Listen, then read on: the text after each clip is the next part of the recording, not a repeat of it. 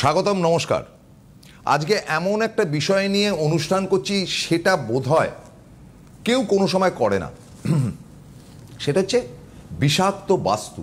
আচ্ছা, বিষাক্ত বাস্তু সম্বন্ধে পরে বলছি। আপনাদের একটা কথা বলি যে এমন কতগুলো পরিস্থিতি আসে, ধরুন সেই সময়টাতে সিংহ রাশির ভালো, কন্যা রাশির খারাপ, ইত্যাদিতে যা শুনেছেন আর কি আপনারা বিভিন্ন সময়। তো কোভিড এলো একেবারে 2019-এর শেষ থেকে শুরু করে ধরুন 2020-তে আমাদের দেশে এলো, চললো একেবারে 2021-এর শেষ দিন অবধি 2022-এর মোটামুটি কয়েক মাস, মানে প্রায় 2 বছর। এই 2 বছরে কত মানুষ মারা গেল, লক্ষ লক্ষ মানুষ সারা পৃথিবীতে। তাহলে সেটাতে জ্যোতিষ ক্যালকুলেশনের জায়গা থেকে বলা যাবে না যে আচ্ছা সিংহ রাশি বেঁচে যেতে পারে, কন্যার যেহেতু খারাপ সময়, তা তো হয়নি, যে কেউ মরেছে, ধারাদ্বার মরেছে। এটাকে কি বলে? এটার দেখা যাচ্ছে যে তার হরোস্কোপ একেবারে টেরিফিক গুড, অথচ তাকে মরতে হলো বিকজ অফ কোভিড। এটা কি হয় জানেন তো? আপনাদের পরিষ্কার বলি, এটাও বাস্তু ওয়ান শর্ট আপ। বাস্তু মানেটা হচ্ছে কি আমাদের পৃথিবী, মানে আমরা পৃথিবীটা হচ্ছে আমাদের বাস্তু। এই ধরাধামের মধ্যে নানান রকম বস্তু এসে পড়ে, বাস্তুতে বস্তু এসে পড়ে। যেমন কোভিডের জার্মগুলো বা ইয়েগুলো এসছিল, সেগুলো আসার পর সেগুলো কিন্তু পৃথিবীর ভূমি থেকে উঠেছিল, সেগুলো এয়ারে ঘুরে বেড়াচ্ছিল না, সেগুলো মাটিতে ছিল, সেগুলো লাফাতো, আমাদের শরীরের মধ্যে ঢুকেছিল। ফলে সেটাও ছিল বিষাক্ত বাস্তু, যার জন্য মানুষের মৃত্যু হয়েছিল। তো এটা সেকেন্ড পার্টটা সদ্য শুরু হয়েছে। আপনাদের ভয় দেখাবার জন্য অনুষ্ঠান করছি না, কারণ যেমন আমরা অনুষ্ঠান করি তেমন সলিউশনও করি। ঘটনাচক্রে যেটা দাঁড়িয়েছে যে যখন এইরকম ধরনের দুর্বিষহ কিছু ঘটনা ঘটবে, যুদ্ধ বিগ্রহ হেনা তেনা, তখন আর পৃথিবীর আপনি যে ঘরে বসে টিভি দেখতে দেখতে আচ্ছা ঠিক আছে একটা ফোন মেরে দিই দেখি ছেলের সরকারি চাকরি আছে কিনা, নেহাতেই বোকার মতন ফোনটা হবে, নেহাত। কারণ আপনার পেনশনটা বন্ধ হয়ে যাবে কিনা আগে দেখুন। যিনি সরকারি চাকরি করে তার পেনশনটা বন্ধ হয়ে যাবে কিনা আগে দেখুন। দ্বিতীয় ব্যাপারটা, আপনি যা পেনশন পান, আগামীকাল আলু পটলের দাম গিয়ে যখন 200 টাকাতে গিয়ে দাঁড়াবে, কেন দাঁড়াবে সেটা আমার অতিথি বলবেন, তখন আপনার কেনার ক্ষমতা আছে তো? আপনি মেয়ের বিয়ে হচ্ছে না, আচ্ছা ডিভোর্স হচ্ছে, হ্যানা তানা, যে ফোনগুলো করেন আর কি। বাঁচুন, আমি চাই আপনারা বাঁচুন। পয়সার মূল্য যেখানে গিয়ে দাঁড়াবে, যে ঘটনা নিয়ে আজকে আলোচনা করছি বিষাক্ত বাস্তু নিয়ে, তাতে না খেয়ে মরতে হবে হাজারে হাজারে। তখন কোভিডের দরকার হবে না, এমনি না খেয়ে মরে যাবেন।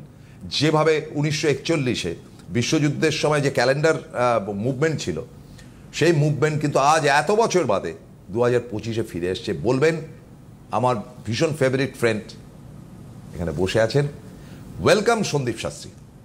Thank you so much. প্রথমে জানাবো সকল গুরুজন সিদ্ধার্থ শ্রী গণেশকে প্রণাম। একেবারে ইতিহাস পুনরাবৃত্তি যেটাকে বলা হয়, কারণ হচ্ছে যে আমরা দেখতে পেলাম, এটা আমি দেখছিলাম, মানে বিভিন্ন এখন তুমি সোশ্যাল সাইট যখন আমরা খুলছি তখনই আমরা একটা জিনিস দেখতে পাচ্ছি, 1941-এর ক্যালেন্ডার নাকি আমাদের 2025-এর সাথে একেবারে হুবাহু মিলে যাচ্ছে। ডেট বলো, টাইম বলো, বার বলো, এক্স্যাক্টলি। এবং আমরা তো অ্যাস্ট্রোলজিক্যালি অবশ্যই, এবং তুমি যখন রিসার্চ করবে তখন তুমি জানতে পারবে, কারণ একটা বিষয় নিয়ে আমরা যখন আলোচনা করছি কোনো একটা অনুষ্ঠানে, তখন তার ব্যাপারে কিছুটা জ্ঞান আমাদেরকে অর্জন করতে হয় অবশ্যই। এবং সেখান থেকে দাঁড়িয়ে দেখা যাচ্ছে 1941-এ কী হয়েছিল, ওয়ার্ল্ড ওয়ার হয়েছিল। আর বর্তমান সময় কি চলছে দেখো, 6 মাস কিন্তু সবই পেরোচ্ছে। জুন মাসের আজকে 21 তারিখ মাত্র, আরও 6 মাস বাকি আছে। কিন্তু আমরা এই 6 মাসে দেখলাম প্রচুর রক্ত দেখলাম। এবং আমাদের তো বললাম না যে ইতিহাসের পাতায় লেখা থাকবে এপ্রিল মে জুন একটা অভিশপ্ত মাস 2025, কারণ আমরা এত রক্ত একসাথে দেখলাম। এবং পাশাপাশি ভারতবর্ষটাকে ছাড়িয়ে যদি যাই, তাহলে সেক্ষেত্রে আমরা বিদেশের মাটিতেও দেখছি একটি যুদ্ধের আবহাওয়া, যেটা তোমার ইসরায়েলের সাথে ইরানের চলছে। তো এই যে জায়গাটা, এখান থেকে দাঁড়িয়ে অনেকে বলছেন এটা কি একটা বিশ্বযুদ্ধ তৈরি হবে, সেটা তো পরের বিষয়। কিন্তু এখন বর্তমান বিষয়টা, যে কোনো দেশের সাথে যে কোনো যুদ্ধ যদি হয়, তাহলে জানতে হবে প্রত্যেকের সাথে কানেক্টেড। আমরাও কিন্তু ভুক্তভোগী হব, এবং সেই ভুক্তভোগীর কারণে কিন্তু জিনিসপত্রের দাম আগুন হবে। সেই আগুন থেকে, যেটা দাদা বললেন, যে একজন পেনশন হোল্ডার, তার ক্ষেত্রে কিন্তু 1 কেজি আলু এবং পেঁয়াজ কেনাটা বড় দায় হয়ে যাবে। কারণ আমাদের বাঙালি বাড়িতে কিছু না হোক মাছ ভাত এবং আলুর ঝোল ভাত খেয়ে আমরা বেঁচে থাকি। সেটাও বাঁচতে পারবো কিনা সন্দেহ। সেখান থেকে দাঁড়িয়ে আপনার সন্তান যারা এবারে 11-12 দিল, যারা গ্র্যাজুয়েশনের দিকে যেতে চলেছে, বিভিন্ন প্রফেশনাল কোর্স নিয়ে করছে, তারা এই পড়াশোনা মানে আপনি 5 লাখ 7 লাখ 10 লাখ 20 লাখ মেডিকেল, প্রাইভেট মেডিকেলের ক্ষেত্রে তো কোটি ছাড়িয়ে যাচ্ছে, আপনি পড়াচ্ছেন, তারপরে তাদের অদূর ভবিষ্যৎ কী? যারা বিদেশের স্বপ্ন দেখছে, বিদেশের মাটিতে গিয়ে পড়াশোনা করব, যারা বিদেশের মাটিতে গিয়ে চাকরি করতে চাইছেন, তাদের ভবিষ্যৎ কী? কারণ লাস্ট ইয়ার কিন্তু অলরেডি আমেরিকা অনেক অনেক ইন্ডিয়ানদেরকে চাকরি থেকে বার করে দিয়েছে, একদম। এবং তাদের কিন্তু ভালো ভালো পোস্ট, ভালো ভালো স্যালারি হোল্ডার যাদের সেই স্যালারি অনুযায়ী কিন্তু একটি ফ্ল্যাট, একটি গাড়ি, একটি মেনটেনেন্স ছিল, সেটা কিন্তু তার দুম করে তার 1 মাসের মধ্যে চাকরি চলে গেছে, এবং সেম স্যালারি সেম পোস্ট কিন্তু তারা আর ইন্ডিয়াতে এসে চাকরি পাচ্ছে না, সেই সমস্যাটা তারা ফেস করছেন। তো এই ধরনের জায়গা, অনিশ্চিত জায়গাটা সবসময় আমাদের আশেপাশে ঘুরে বেড়াচ্ছে, এবং তার জন্য কিন্তু বড়োভাবে দায়ী আমাদের বাস্তু। বাস্তু মানে হচ্ছে দেশের বাস্তু, রাজ্যের বাস্তু, পৃথিবীর বাস্তু, তারপরে আসছে লাস্ট আমার বাড়ির বাস্তু। এই সব জায়গাগুলো কিন্তু কানেক্টেড, যেভাবে কানেক্টেড একটা দেশের সাথে একটা দেশের যুদ্ধ, সেভাবে কানেক্টেড আমাদের বাস্তু। এই পুরো বাস্তুটা ন্যাচারালি আমরা যদি ঠিকঠাক করতে চাই, তার মাঝখানে 2025 সাল, আরও 6 মাস আমাদের সবাইকে সতর্ক থাকতে হবে। কারণ অনেকেই বলছেন ইতিহাস যদি পুনরাবৃত্তি হয় তাহলে ভবিষ্যৎ আমরা জানতে পারছি, হিস্ট্রি রিপিটস তো কথাই আছে, একদমই তাই। এবং ভবিষ্যৎ যদি জানতে পারি, আমরা এখন একেবারে আধুনিক যুগে বসে রয়েছি, সেখান থেকে দাঁড়িয়ে কি ইতিহাস আমরা বদলাতে পারবো, নাকি আমরা ভবিষ্যৎ আরও বেশি উন্নত করতে পারবো? এটা হচ্ছে ডিপেন্ড করবে আমাদের ওপর, এবং আমাদের প্রত্যেকের চিন্তাধারার ওপর, পাশাপাশি আমাদের চাল চলন সব কিছুর ওপর, এবং সাথে থাকবে আমাদের বাস্তু।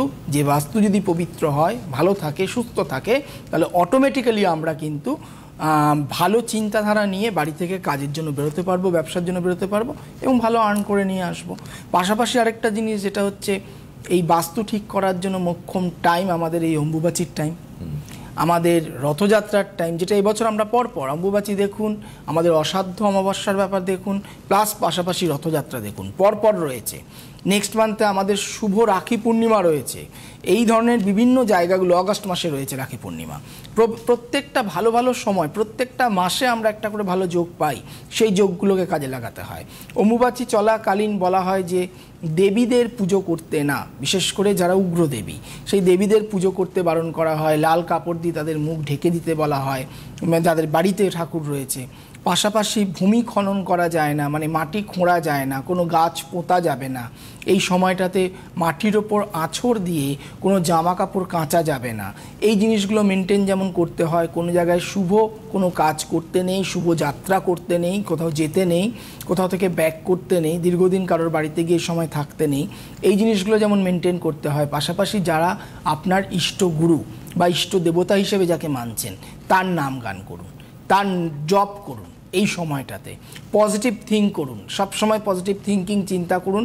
এবং পাশাপাশি যারা বৈধব্য জীবন পালন করছেন, যারা সন্ন্যাস জীবন পালন করছেন, যারা একাদশী পালন করেন, যারা অম্বুবাচী পালন করছেন, তাদেরকে ফল, মিষ্টি, দুধ এগুলো একটু দান করুন, দেখবেন আপনার জীবনে পজিটিভনেস আসবে। এটা ফোন আছে, নিয়ে নাও। হ্যালো, হ্যালো, বলুন। নমস্কার। নমস্কার, দুজনকে নমস্কার। আপনাকে আমার মেয়ের সম্বন্ধে জানতে চাই। আপনি কোথা থেকে কথা বলছেন? আমি লেক গার্ডেন্স থেকে বলছি। আচ্ছা আচ্ছা, বলুন। মেয়ের নাম কি? মেয়ের নাম অস্মিতা দেওয়ানজি। আপনার কি 28 আগস্ট। এক মিনিট, ওয়েট আ মিনিট। অস্মিতা দেওয়ানজি, হ্যাঁ। আপনার কি চট্টগ্রামের লোক? হ্যাঁ। তাছাড়া এই সারনেম কোথা থেকেও নেই পৃথিবীতে, একমাত্র চট্টগ্রামে। চলুন, বলুন, ডেট অফ বার্থ বলুন। 28 আগস্ট 1995। সময়, টাইম 10:15। সকাল 10:15। আচ্ছা, জন্মস্থান কি কলকাতা? হ্যাঁ, জন্মস্থান কলকাতা। বেশ। সোমবার ছিল? হ্যাঁ, সোমবার। তুলা লগ্ন, কন্যা রাশি, উত্তর ফাল্গুনী নক্ষত্র, নরগণ আপনার মেয়ের জানা ছিল? বেশ। চারটা দেখুন, চারটাতে রয়েছে শনি, এখানে বক্রী অবস্থায় বসে রয়েছে। চট্টগ্রামের লোকেরা ঝাল খায় খুব, না? আরে ঝাল খায় মানে সে বিষাক্ত ঝাল খায়। আচ্ছা, এবার একটা কথা বলি, সেটা হচ্ছে আপনার মেয়ের চতুর্থপতি শনি পঞ্চম স্থানে নিজের ঘরে বসে রয়েছে, এটা খুব ভালো যোগ। এইটার জন্য আপনার মেয়ে বুদ্ধিমতী এবং অবশ্যই সায়েন্সের চার্ট, টেকনিক্যাল চার্ট, মানে ইঞ্জিনিয়ারিং কোনো সাবজেক্টের ওপরে উচ্চ শিক্ষা করবে, পড়াশোনা করবে এবং সেই রিলেটেড চাকরি পাওয়ার যোগ। পুরোপুরি এই চার্টটা কিন্তু চাকরির চার্ট। তবে হ্যাঁ, একদমই, কিন্তু তার মধ্যে খারাপও তো কিছু রয়েছে। সেটা হচ্ছে দ্বিতীয়পতি সপ্তমপতি দ্বাদশে, দ্বিতীয়পতি সপ্তমপতি দ্বাদশ মঙ্গল থাকার জন্য একটা মাঙ্গলিক দোষ এবং প্রচণ্ড পরিমাণে হাত থেকে অর্থ বেরিয়ে যাওয়া, হঠাৎ করে চাকরি ছেড়ে দেওয়া বা চলে যাওয়ার একটা টেন্ডেন্সি পাচ্ছি। ম্যারিড লাইফ, বিবাহিত জীবন নিয়ে একটু সমস্যা থাকবে। এছাড়া ওর রবির সাথে শুক্রযুক্ত হয়ে দাহ্যযোগ হয়ে গেছে, যেটার কারণে ওটা তো ওর অর্থ অনেকটা নাশ হয়ে যাওয়ার সম্ভাবনা রয়েছে। আপনি একটু শেয়ার করুন পড়াশোনা বা ওই ইঞ্জিনিয়ার বিটেক করেছে। হ্যাঁ, তো উনি তো বললেন। হ্যাঁ, ও এখন তারপরে ওই টাটা চাকরি করতো, তারপরে ছেড়ে দিয়ে তারপরে ও এখন এমটেক করছে বিদেশে। আচ্ছা, তারপর সেটা উনি বললেন, এই কথাগুলো উনি বলেছেন। এখন ওইখানে চাকরি করছে। হ্যাঁ, সেটা তো উনি বলেছেন, চাকরি সমস্যা না, এডুকেশন সমস্যা না, হায়ার এডুকেশন হবে, সব হবে, সব তো সন্দীপ বাবু বলেছেন। তারপরেরটা বলুন। তারপরে দেখো চাকরি ছেড়ে দেবে, সেটাও কিন্তু উনি ছেড়ে দিয়েছে, ছেড়েও দিয়েছে, উচ্চ শিক্ষার জায়গা আছে। এবারে উনি যেটা চাকরি ছেড়ে দিয়ে উচ্চ শিক্ষা পাশ করে মানে এমএস করেছে। বেশ, সেই অবধি শুনুন এমএস করে ও চাকরিও পেয়ে গেছে। হ্যাঁ, তো ঠিক আছে, নিউ ইয়র্কে সেগুলো সব সন্দীপ। এবারে আমাকে আর একটা কথা আমি বলি দাদা, মেলাতে হবে। সেটা হচ্ছে মেয়ের কি বিয়ে নিয়ে ওয়ারিড আপনারা? এবং সেই ব্যাপারে কি ওর খুব খুঁতখুঁতে ব্যাপার রয়েছে, মানে ভীষণ। এবার আপনি মা হিসেবে একটা সত্যি কথা আমাকে বলুন, কোনো ক্ষেত্রে খুব মনে হয় কি আপনার মেয়ে একটু সেলফিশ, স্বার্থপর মনে হয়? যেটা বলবেন সত্যি কথা বলতে হবে। না, সত্যি কথা বলতে কি, মেয়ে তো এখন বাইরে আছে, সেলফিশ এমনি তো আমার ব্যাপারে তো কোনো সেলফিশ না। এখন ও বন্ধু বান্ধবের সাথে কি করে আমি কি করে বলবো? না, ফিল করেছেন কখনো এই ক্যারেক্টারটা আপনি মেয়ের মধ্যে? একটুখানি এরকম টাইপের আছে। হ্যাঁ, আমি কেন বললাম কথাটা, আমি এটা রিলেট করবার চেষ্টা করলাম। জাস্ট ওর হাজবেন্ড চুজের ক্ষেত্রে এই সেলফিশনেসটা ওর ভীষণ কাজ করবে, এবং যেটা একদম বয়সটা অনেকটা হয়ে গেল, এবং সেখান থেকে দাঁড়িয়ে কিন্তু আপনার মেয়ের বিবাহিত জীবনটা একটা ক্ল্যাশ আসবে জাস্ট ফর দিস, এইটার কারণে। তো এখন কি করা যায়? ওই তো রয়েছে নিউ ইয়র্কে, প্রতিকার করতে হবে, প্রতিবিধান করতে হবে। এবার আপনি প্রতিকারটি নিয়ে নিউ ইয়র্কে পৌঁছাতে পারবেন না মেয়ে আসবে এর মধ্যে? এখানে কি মনে হচ্ছে? মেয়ে এই বছরের শেষে বা সামনের বছরে প্রথমে মেয়ে যখন আসবে, যখন আপনি ডেট জানতে পারবেন, তার ঠিক 1 থেকে 1.5 মাস আগে আপনি আমার সঙ্গে যোগাযোগ করবেন। যোগাযোগ করে মেয়ের যা যা প্রতিকার লাগবে আমি করে দেব, ওটাকে বাড়িতে নিয়ে গিয়ে রাখবেন। মেয়ে আসার পর মেয়েকে ধারণ করিয়ে দেবেন, ঠিক আছে? কারণ মেয়ের কিন্তু বিয়ের আগে এই প্রতিকারটা দরকার 1 নম্বর। 2 নম্বর, বিয়ে রিলেটেড ওর একটা অ্যাস্ট্রোলজিক্যাল কাউন্সিলিং দরকার। এই দুটো জিনিস যদি না করেন তাহলে কিন্তু ও নিজের হাতে নিজের বিবাহিত জীবনটাকে নষ্ট করবে। ধন্যবাদ, সঙ্গে থাকুন। ধন্যবাদ। খুব কঠিন একটা ফোন এলো। আপনারা জানেন সন্দীপের অনুষ্ঠানে বসা মানে হচ্ছে সারা পৃথিবী থেকে ফোন আসা। এ তো দেখেন নিউ ইয়র্কের একটা মেয়ের কি বলবো। আচ্ছা, আমি একটু Sandeep, I am taking the opportunity.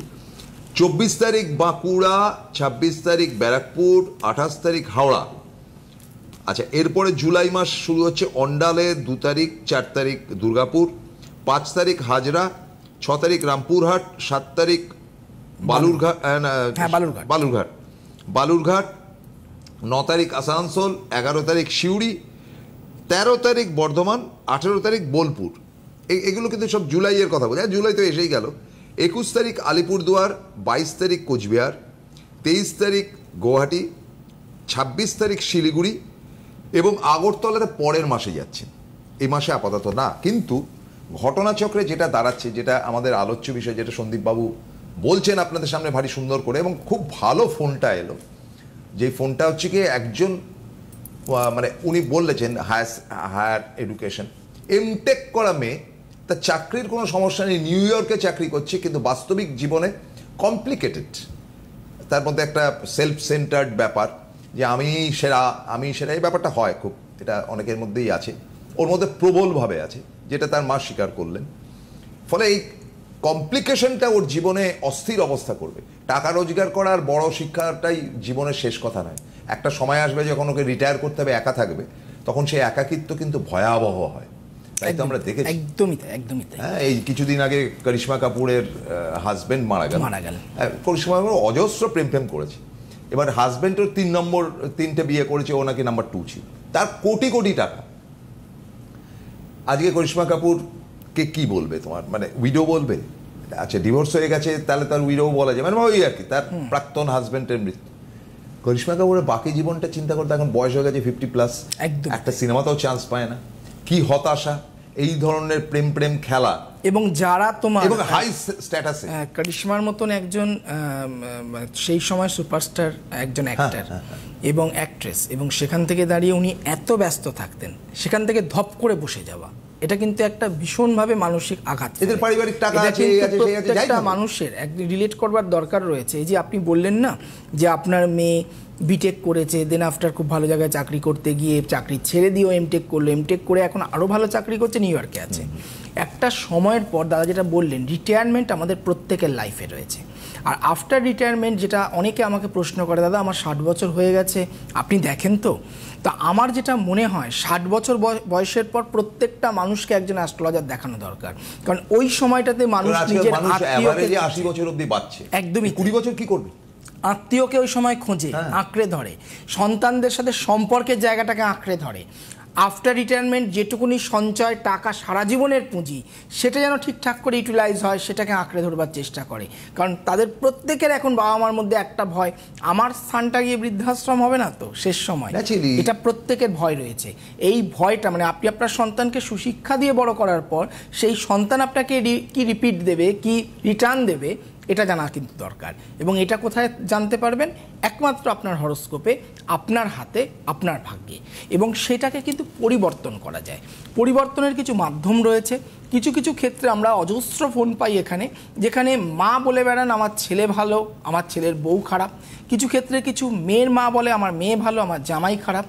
এখানে আমি মনে করি যে দুই পক্ষকে বসে আলোচনা করা দরকার, কারণ আলোচনার বিষয়বস্তুটা এমন হওয়া দরকার যেখান থেকে দাঁড়িয়ে সমস্যাটা কিন্তু কোনো দিন একতরফা চালু হয় না, যেরকম এক হাতে তালি বাজে না। ঠিক সেই রকমভাবে এই সমস্যা, আমি সবসময় বলি, সমস্যার যদি আমি একদম দোরগোড়ায় গিয়ে পৌঁছতে পারি, সমাধান আমার হাতের মুঠোয়। আপনার বাস্তুর কি সমস্যা? আপনার পরিবারে কি সেমভাবে ঝামেলা অশান্তি চলছে? আপনার পরিবারে কি যখন 4জন 5জন একসাথে বাড়িতে থাকছেন, সবসময় মতের অমিল হচ্ছে একে অপরের সাথে? কেউ, আপনার সন্তান ক্লাস 12-এর বাচ্চা বা ক্লাস 10-এর বাচ্চা, আপনার ইচ্ছে অনুযায়ী স্ট্রিমও নিতে চাইছে না, জেদ করছে না আমি এই সাবজেক্ট নিয়ে পড়বো, বলছে আমি বিজনেস করবো। এখন ম্যাক্সিমাম ছেলে মেয়ের ক্ষেত্রে আমি দেখছি 20-22 বছরের ছেলে মেয়েরাও পর্যন্ত এসে চেম্বারে, দাদা দেখো তো আমার বিজনেসের চার্ট কিনা। তো এই ধরনের বিজনেস করার একটা টেন্ডেন্সি রয়েছে, কিন্তু পুঁজি নেই, ব্যাকগ্রাউন্ড নেই। বাবা, জ্যাঠা, দাদা, মানে দাদু প্রত্যেকে হয়তো চাকরির সাথে যুক্ত ছিলেন, ফ্যামিলিতে কেউ ব্যবসায়ী করেনি, ছেলে বা মেয়েটির মনে হয়েছে আমি ভাই বিজনেসই করব। আদৌ আপনার সন্তানের চাটে আছে কিনা এটা জানুন, জানার পর তার প্রতিবিধান করুন। বাস্তু কখন এফেক্টেড বুঝবেন আপনি? যখন দেখবেন বাড়ির মধ্যে, এবং বাস্তু যদি কেউ খারাপ করে দেয় বা খারাপ হয়ে থাকে, তাহলে আপনি কিন্তু উইদিন 3 মান্থ সেটা বুঝতে পারবেন। কিভাবে? খুব বাজে কিছু ধরনের স্মেল, গন্ধ আপনি বাড়ির মধ্যে ফিল করতে পারবেন হঠাৎ করে। আবার অনেক সময় অসময়ে আপনি জানতে পারবেন। অসময়ে আমি কেন বললাম, ধরুন শীতকাল, আপনি কাঁঠালের গন্ধ পাচ্ছেন, বা আমের গন্ধ, সেটা তো অসম্ভব ব্যাপার, অসম্ভব কোথা থেকে এলো গন্ধ? এবং এই ব্যাপারগুলোকে নোটিস করতে হবে। ঠিক ঠিক। এবং তার বিধান কিন্তু আমাদের হাতে রয়েছে। বলছি আমি, কেউ আছেন? হ্যালো হ্যালো, হ্যাঁ নমস্কার, আমি মানিক ভূঁইয়া কথা বলছি। আমি এখন দিল্লি থেকে কথা বলছি। দিল্লি থেকে কথা বলছেন? হ্যাঁ, মানে আমি থাকি কলকাতায়, কিন্তু কাজের সূত্রে এখন মানে দিল্লিতে রয়েছি। বেশ, খুব ভালো। নামটা কি বললেন? আমার নাম মানিক ভূঁইয়া। মানিক ভূঁইয়া? হ্যাঁ, মানিক ভূঁইয়া। আচ্ছা, বলুন ডেট অফ বার্থটা বলুন। আমার ডেট অফ বার্থ 20 এপ্রিল 1997। আরেকবার বলবেন। 20 এপ্রিল 1997। বেশ। সময়, টাইমটা? 1:30। দুপুর? হ্যাঁ, দুপুর 1:30। জন্মস্থান কলকাতা? জন্মস্থান হাওড়া। হাওড়া। রবিবার ছিল? হ্যাঁ রবিবার। সিংহলগ্ন, কন্যা রাশি, উত্তর ফাল্গুনী নক্ষত্র, নরগণ, জানা ছিল? হ্যাঁ হ্যাঁ হ্যাঁ। বেশ। বক্রী অবস্থায় এখানে বুধ রয়েছে, মঙ্গল রয়েছে। দিল্লিতে আছো, কতদিন ধরে আছো? আমি লাস্ট 3 বছর থেকে এখানে আছি। লাস্ট 3 বছর ধরে রয়েছে, আচ্ছা। দেখো, তোমার লগ্নে মঙ্গল যে বসে রয়েছে, মাঙ্গলিক দোষ, এই মঙ্গলটা খুব পজিটিভ মঙ্গল। এটার প্রতিকার প্রতিবিধান জাস্ট ফর বিয়ের জন্য করো, তার আগে করার প্রয়োজন নেই। জানি না তোমার বিয়ে হয়েছে কিনা। দ্বিতীয়, চন্দ্র এবং রাহু একত্রে, আমি বলে দিচ্ছি, সবটাই বলছি, আগে শুনে নাও আমার কথাটা, তারপর তুমি বলবে। বৃহস্পতি ভঙ্গ, কালসর্প, চন্দ্র এবং রাহু একত্রে গ্রহণ দোষ, শনির সাথে কেতু যুক্ত হয়ে একটা সাধু সর্পদোষ বা পিতৃদোষ সৃষ্টি করেছে, রবির সাথে শুক্র যুক্ত হয়ে একটা দারিদ্র যোগ সৃষ্টি করেছে। এই যে জায়গাগুলো বললাম, দারিদ্র যোগ কথার অর্থ হচ্ছে দরিদ্র হয়ে যাওয়া নয়, প্রচণ্ড অর্থ সমস্যায় তোমাকে ভোগাবে, অর্থ কষ্ট নিয়ে তোমাকে ভোগাবে, অর্থের যে উন্নতি সেই জায়গায় তুমি বাধা পাবে। তার মানে কি, কর্মের উন্নতি এর সাথে রিলেট করছে। চাকরির উন্নতি, কর্মের উন্নতির জায়গায় বাধা পাবে। তোমার কিন্তু পড়াশোনার জায়গাটা ভীষণ ভালো এবং ওর একটা হায়ার স্টাডির যোগ রয়েছে। যদি কখনো চেষ্টা করতো, আমি জানি না, ও রিসার্চ পর্যন্ত করতে পারতো। এবার শনি কেতু সবসময় কি করে, আমাকে পেছন দিকে টানে এবং বিবাহিত জীবন নিয়ে একটু সমস্যা যাবে। আর প্রচণ্ড পরিমাণে তোমার হাত, মানে তুমি না একটা ক্যালকুলেট করবে 1 মাস, যে তুমি ধরো 10,000 টাকা পেমেন্ট পেলে, তুমি দেখবে 13 থেকে 14,000 টাকা তোমার খরচ করে ফেলছো প্রতি মাসে, প্রত্যেক মাসে। মানে তোমার লোন হয়ে যাবে এটার কারণে, কারণ তোমার প্রচণ্ড হাতের মধ্যে লিকুইড মানি থাকার জায়গা পাচ্ছি না। এক্ষেত্রে কি করতে হয়, কোনো একটা মোটা ইনভেস্টমেন্ট করতে হয় এভরি মান্থ। একটু শেয়ার করো শুনি, খুব তাড়াতাড়ি, সময় কম। ওকে, বলুন আপনি। হ্যাঁ, তো আমার মানে এই প্রবলেমগুলোই চলছে, মানে সবথেকে মেইন প্রবলেম যেটা ফিনান্সিয়াল প্রবলেম। পরপর বলুন আপনার পড়াশোনা কতদূর? আমার পড়াশোনা হচ্ছে, আমি ব্যাচেলার করেছি। ব্যাচেলার করার পরে আমি এখন মানে গ্রাফিক ডিজাইনে কাজ করছি। বেশ, তাহলে ডবল একটা ডিগ্রি করেছেন। তারপরে ব্যাচেলার কি নিয়ে করেছিলে?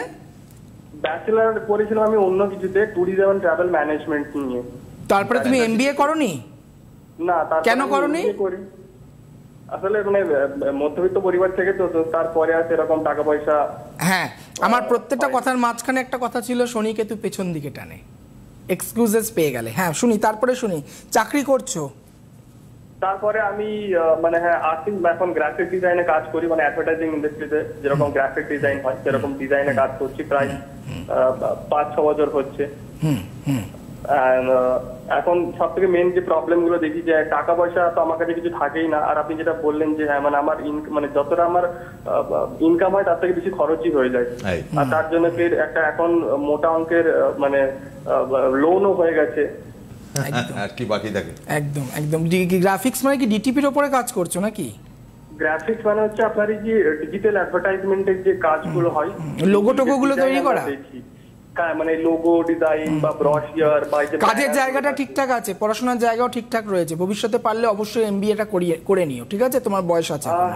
2 নম্বর যেটা, হ্যাঁ 2 নম্বর আমি বলি চট করে, সময় খুব কম, এক্ষুনি কেটে দেবে আমাদের প্রোগ্রামটা। সেটা হচ্ছে যে তোমার বাবার শরীরটা ভীষণ খারাপ যাবে, বাবার বাড়ির আত্মীয় দ্বারা শত্রুতার সম্ভাবনা রয়েছে, পৈতৃক সম্পত্তি রিলেটেড ঝামেলা আসবে। শনি কেতু অষ্টমে রয়েছে, তুমি হাড়ে চোট পেতে পারো, একটা জীবনে যে কোনো সময় আইনি জটিলতা আসতে পারে। অনেক খারাপ খারাপ বিষয় তোমার ব্যাপারে বললাম, ইমিডিয়েট তার প্রতিকার করাও। তুমি রাস্তা ঠিকঠাক হাঁটছো কিন্তু অনেক ঝড়ঝাপটা নিয়ে হাঁটছো, তোমাকে অনেক প্রোটেকশন নেওয়া দরকার, রেইনকোট দরকার, তোমার ওভারকোট দরকার। সব কিছু নিয়ে তুমি হাঁটো, জীবন ভালো হবে, স্মুথ হবে। ভালো থেকো, ধন্যবাদ। আরে একবারে জ্যোতিষের শাহরুখ খান এসছেন, পরে ইটস লাভলি। এই প্রোগ্রামটা করে আমার খুব মজা পাই। Thank you very much.